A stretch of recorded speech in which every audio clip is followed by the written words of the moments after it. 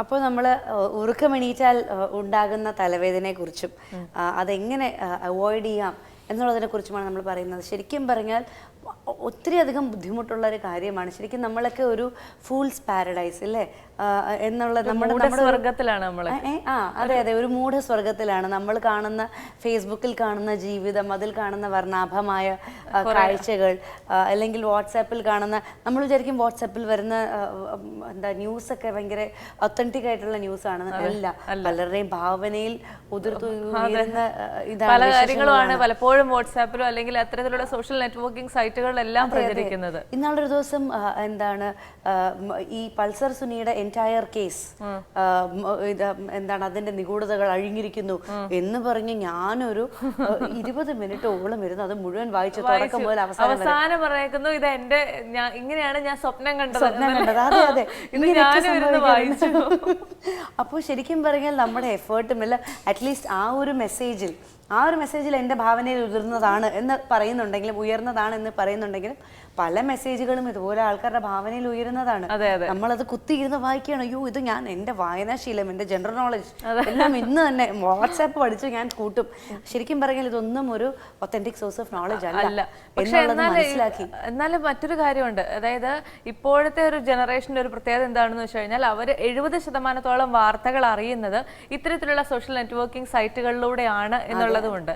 അതായത് ഫേസ്ബുക്ക് നോക്കുന്ന ഒരാള് അല്ലെങ്കിൽ സ്ഥിരമായിട്ട് ഫേസ്ബുക്ക് നോക്കുന്ന ഒരാൾക്ക് അന്ന് നടക്കുന്ന കറണ്ട് അഫയേഴ്സിനെ കുറിച്ചും അല്ലെങ്കിൽ അത്തരത്തിലുള്ള ഡേ ടു ഡേ അപ്ഡേറ്റ്സിനെ കുറിച്ചും ഒരു ധാരണയുണ്ട് എന്നുള്ളത് ഒരു സത്യമാണ്. പക്ഷെ ഒരു കാര്യം മനസ്സിലാക്കേണ്ടത്, ജേർണലിസത്തിന്റെ ഒരു റൈറ്റ്സും ഈ ഒരു ഇന്റർനെറ്റിൽ, കാരണം ഇന്റർനെറ്റിൽ ഇന്ന് വരുന്ന ന്യൂസ് നാളെ അവർക്ക് എടുത്തു മാറ്റാം.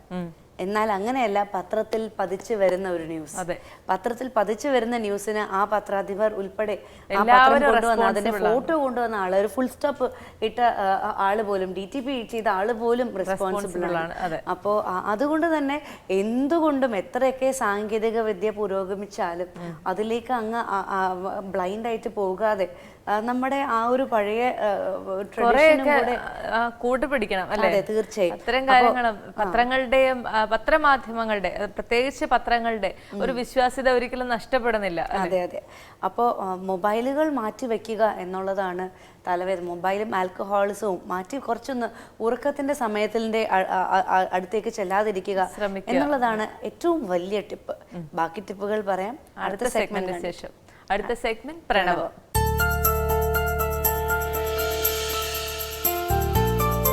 നമസ്കാരം. ജ്യോതിഷത്തിന്റെ കാണാപ്പുറങ്ങൾ തേടുന്ന പ്രണവത്തിലേക്ക് എല്ലാ കൗമുദി TV പ്രേക്ഷകർക്കും സ്വാഗതം. ജ്യോതിഷ സംബന്ധമായ നിങ്ങളുടെ സംശയങ്ങൾക്ക് മറുപടി നൽകുന്നത് പ്രശസ്ത ജ്യോതിഷാചാര്യനായ ശ്രീ സുഭാഷ് തന്ത്രികളാണ്. നമുക്ക് സ്വാഗതം ചെയ്യാം. സ്വാഗതം സർ.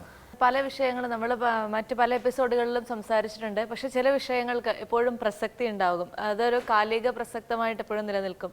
അത്തരത്തിലൊരു വിഷയമായിരുന്നു നമ്മൾ നേരത്തെ സംസാരിച്ചിരുന്നു. ഈ മന്ത്രങ്ങൾ അല്ലെങ്കിൽ ഇങ്ങനെ ധ്യാന മന്ത്രങ്ങൾ, മൂലമന്ത്രങ്ങൾ, അങ്ങനെ പലതരത്തിലുണ്ട്. അതിലെന്തൊക്കെയാണ് സത്യമുള്ളത്, ഇത്തരം കാര്യങ്ങളൊക്കെ. പക്ഷേ ഇപ്പോൾ ഒരു നവമാധ്യമങ്ങളുടെ ഒരു അതിപ്രസരമുള്ള ഈ കാലത്ത് പല മന്ത്രങ്ങളെയും അല്ലെങ്കിൽ ഇത്തരത്തിലുള്ള കാര്യങ്ങളൊന്നും ഇല്ല, ഇതൊക്കെ ഓരോരുത്തരുണ്ടാക്കുന്ന, മനുഷ്യരെ വെറുതെ തമാശക്ക് ഉണ്ടാക്കുന്നതാണ് എന്നുള്ള രീതിയിൽ പലരും ഇതിനെയൊക്കെ, ഇത്തരം മന്ത്രങ്ങളെയൊക്കെ കളിയാക്കുന്ന ഒരു പ്രവണത കൂടി കണ്ടുവരാറുണ്ട്. അപ്പോൾ ശരിക്കും എന്താണ് മന്ത്രങ്ങൾ? ഇത് ഉച്ചരിക്കുന്നത് കൊണ്ട് അല്ലെങ്കിൽ ഇത് ഉരുവിടുന്നത് കൊണ്ട് എന്ത് ഗുണങ്ങളാണ് ഒരു വ്യക്തിക്ക് ഉണ്ടാകുന്നത്? ഇത്തരം കാര്യങ്ങളൊക്കെ ഒന്ന് പറയാമോ സർ? ഇത് തന്നെ പറഞ്ഞത് വളരെ കറക്റ്റായൊരു ചോദ്യമാണ്. കാരണം എന്താണെന്ന് വെച്ചാൽ ഇപ്പം നവമാധ്യമങ്ങളിലൊക്കെ ഒത്തിരി ഈ മന്ത്രം അല്ലെങ്കിൽ ജ്യോതിഷം ഇതെല്ലാം തട്ടിപ്പാണ്. അതായത് വേദാംഗങ്ങൾ ഇതിനൊക്കെ 6ആയിട്ട് തിരിച്ചിട്ട് അതിൻ്റെ അവസാനത്തെ ഒരു സ്പെല്ല് മാത്രമാണ് ജ്യോതിഷം. അത് വെച്ചിട്ടാണ് ഈ ലോകത്തുള്ള ആളുകൾ മുഴുവൻ ഭരിച്ചുകൊണ്ടിരിക്കുന്നുള്ള രീതിയിലേക്കൊക്കെ വലിയ പ്രഗത്ഭർ എന്ന് പറയുന്ന രീതിയിലുള്ള ആചാര്യന്മാർ, സ്വാമിമാർ, ഇവരൊക്കെ വന്നിട്ട് അതിനെ അവർക്ക് അറിഞ്ഞിട്ടാണോ അറിയാഞ്ഞിട്ടാണോ എന്നറിയില്ല.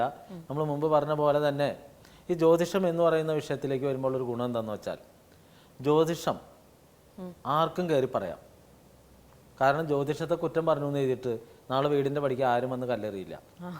ഇത് തന്നെ ഒരു മതത്തെക്കുറിച്ച്, ഇപ്പോൾ നമ്മൾ IS തീവ്രവാദികളെ കുറിച്ച്, ISനെ കുറിച്ചൊക്കെ പറഞ്ഞു കഴിഞ്ഞാൽ ചിലപ്പോൾ നാളെ പറയുന്ന ആളുടെ തല ഉണ്ടാവില്ല. മനസ്സിലായോ?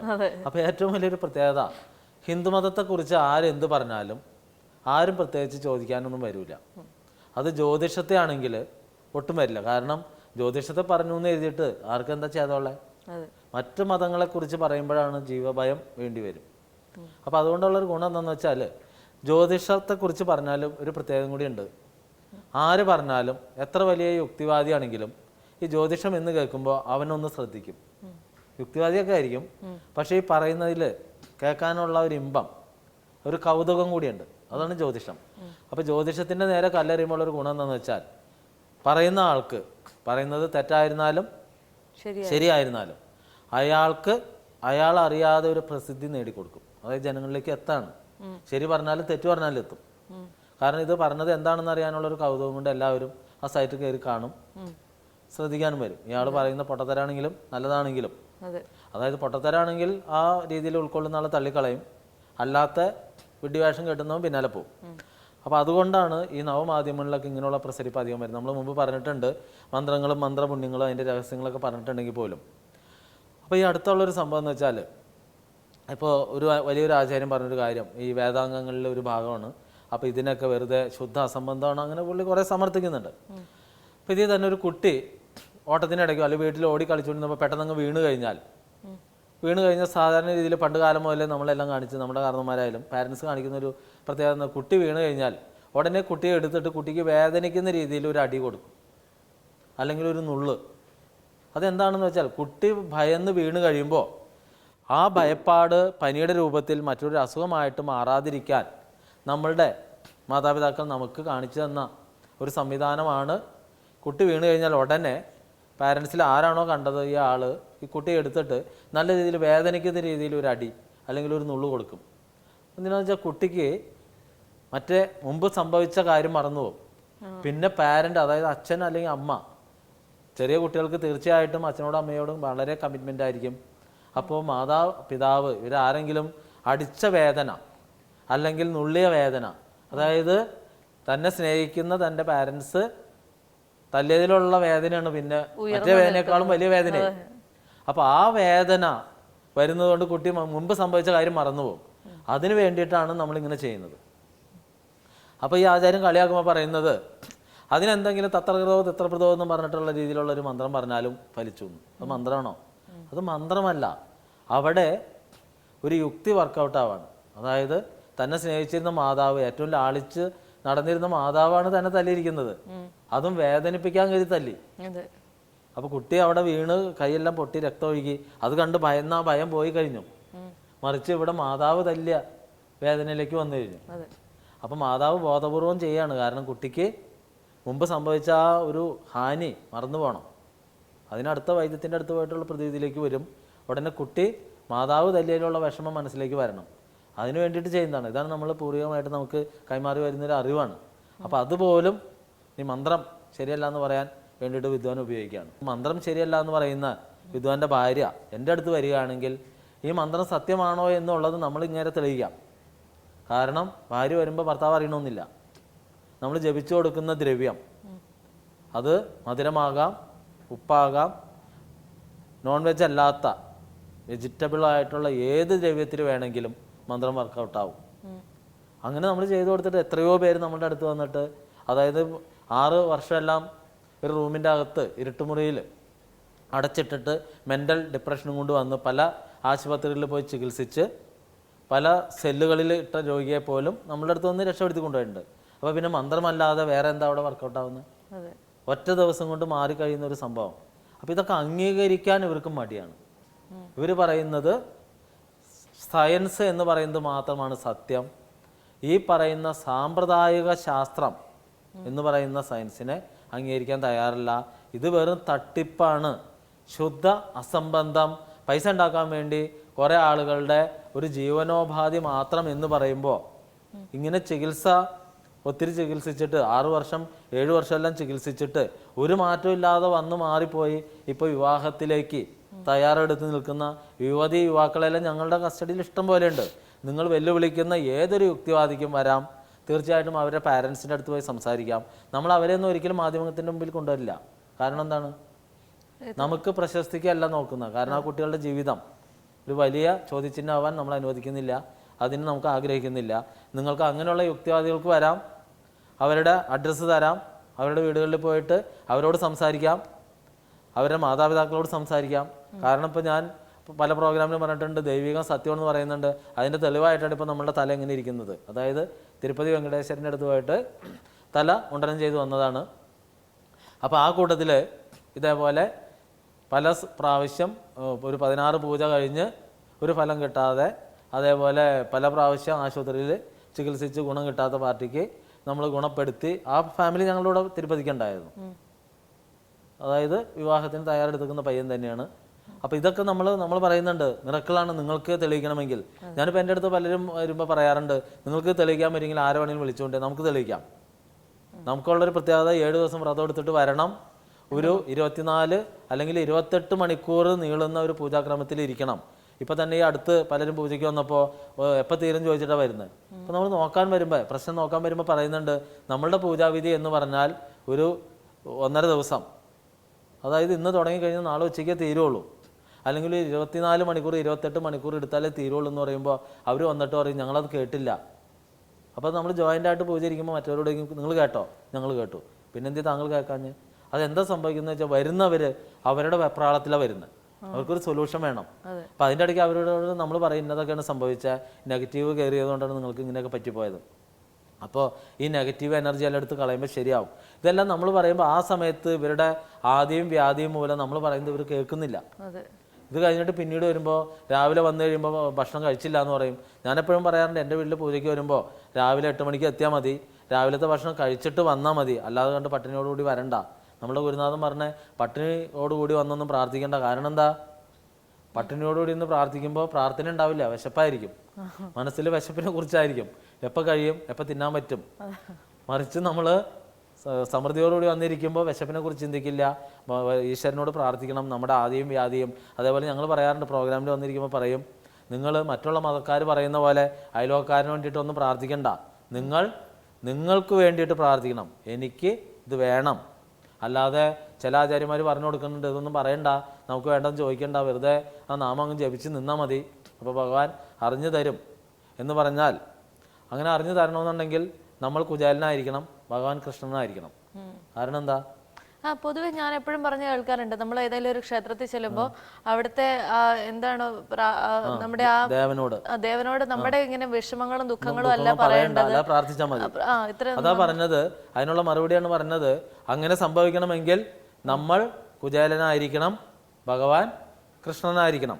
എന്താ അതിന്റെ കാരണം? കുചേലനും കൃഷ്ണനും ഗുരുകുല വിദ്യാഭ്യാസ കാലഘട്ടത്തിൽ സതീർത്ഥരായിരുന്നു.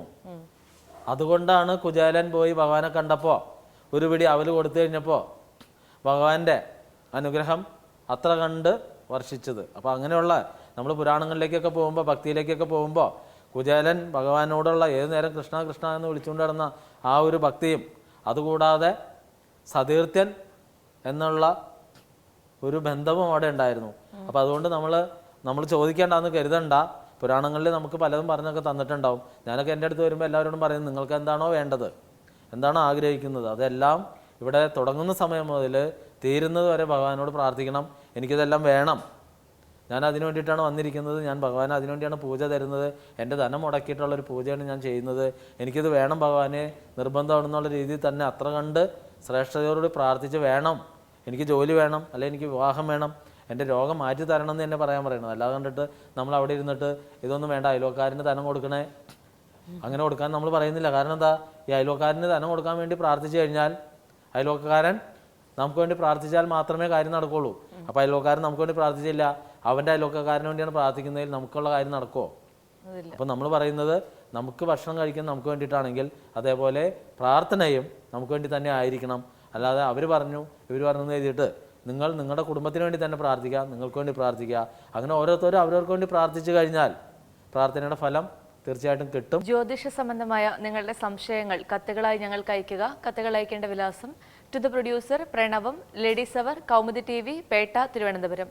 നിങ്ങളുടെ സംശയങ്ങൾ കത്തുകളായി അയക്കുന്ന സംശയങ്ങളാണ് നമ്മളിവിടെ ചർച്ച ചെയ്യുന്നത്. അതുകൊണ്ട് ഓരോ കത്തും പ്രത്യേകമായി എടുത്ത് വായിക്കുന്നില്ല എന്നോർത്ത് വിഷമിക്കേണ്ട. പരിപാടി തുടർന്നും കാണുക. മറ്റൊരു വിഷയവുമായി വീണ്ടും കാണാം. നന്ദി, നമസ്കാരം.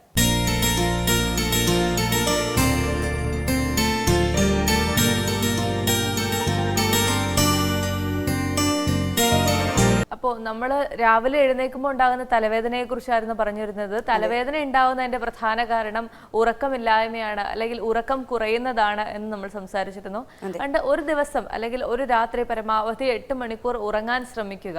അതോടൊപ്പം തന്നെ ഈ രാത്രി തൊട്ട് കിടക്കുന്നതിന് അല്ലെങ്കിൽ ഉറങ്ങുന്നതിന് തൊട്ട് മുമ്പുള്ള ഇത്തരത്തിലുള്ള ഗാഡ്ജറ്റ്സ് ഉപയോഗങ്ങളും അതോടൊപ്പം തന്നെ മദ്യപാനവും ഇത്തരം കാര്യങ്ങളെല്ലാം ഒന്ന് ഒഴിവാക്കാൻ ശ്രമിക്കുക. ഇനിയിപ്പോൾ വീണ പറഞ്ഞതുപോലെ ഈ 8 മണിക്കൂർ ഉറക്കം ബുദ്ധിമുട്ടുള്ളവർക്ക് ഏറ്റവും ബെസ്റ്റ് എന്താന്ന് പറഞ്ഞാൽ ഒരു വ്യായാമം. നമ്മൾ എങ്ങനെയൊക്കെ പോലും നമ്മുടെ ശരീരം ടയേർഡാണെങ്കിൽ നമുക്ക് ഉറങ്ങിയേ തീരൂ. അപ്പോൾ കുറച്ചൊക്കെ ശരീരത്തിന് ഒരു ആയാസം നൽകുക, കുറച്ചൊക്കെ ഒന്ന് വർക്കൗട്ട് ചെയ്യുക. ഇതൊന്നും അല്ലെങ്കിൽ ഉറങ്ങുന്നതിന് തൊട്ട് മുൻപായി ഒരു നല്ല ബാത്ത്, ഒരു സ്ലീപ്പിംഗ് റിച്വൽ, അതായത് ഞാൻ ഇത്രയുമൊക്കെ ചെയ്താൽ എനിക്ക് ഉറങ്ങാനുള്ള ഒരു തയ്യാറെടുപ്പാണ് എന്നുള്ള ഒരു കാര്യം. ഉറങ്ങുന്നതിന് മുൻപ് ഒരു ഗ്ലാസ് പാല് കുടിക്കുന്നത് നല്ലതാണെന്ന് പറയാറുണ്ട്. ഉറങ്ങുന്നതിന് മുമ്പ് ഒരു നല്ല ഷവർ, നമ്മൾ ക്ലീൻ ആയിട്ട് ഒരു ശരീര ദുർഗന്ധം ഒന്നുമില്ലാതെ തന്നെ അതെ ഫ്രഷ് ആയിട്ട് ഒന്ന് കിടന്നുറങ്ങിയാൽ ഇച്ചിരി ചൂടുവെള്ളം കൂടെ ആണെങ്കിൽ സുഖമായിട്ട് നമുക്ക് ഉറങ്ങാൻ കഴിയും എന്നുള്ളത് ഒരു വലിയ പ്രൂവൻ സ്റ്റഡിയാണ്. അപ്പോൾ ഇതെല്ലാം ചെയ്തുകൊണ്ട് രാവിലെ ഉറക്കം എണീറ്റുകൊണ്ട് ഉടനെ ഉണ്ടാകുന്ന ആ ഒരു തലവേദന മാറും. അതോടൊപ്പം തന്നെ വളരെ എനർജറ്റിക് ആയിട്ട് മറ്റൊരു പ്രഭാതത്തെ അല്ലെങ്കിൽ മറ്റൊരു ദിവസത്തെ നമുക്ക് വരവേൽക്കാൻ സാധിക്കും. അപ്പോൾ അതുകൊണ്ട് തന്നെ എല്ലാവരും ഇത്തരം കാര്യങ്ങളെല്ലാം ശ്രദ്ധിക്കുക. പരമാവധി നമ്മുടെ ദുശീലങ്ങൾക്കെല്ലാം പരമാവധി വിട പറയാൻ ശ്രമിക്കുക. അല്ലെ, ഇത്രയും പറയുകൊണ്ട് ഇന്നത്തെ എപ്പിസോഡിൽ നിന്നും നമുക്ക് വിട പറയാനുള്ള സമയമായിരിക്കുകയാണ്. വീണ്ടും നമ്മൾ അടുത്ത ആഴ്ച കാണും അല്ലേ. Happy weekend to all of you. Good bye.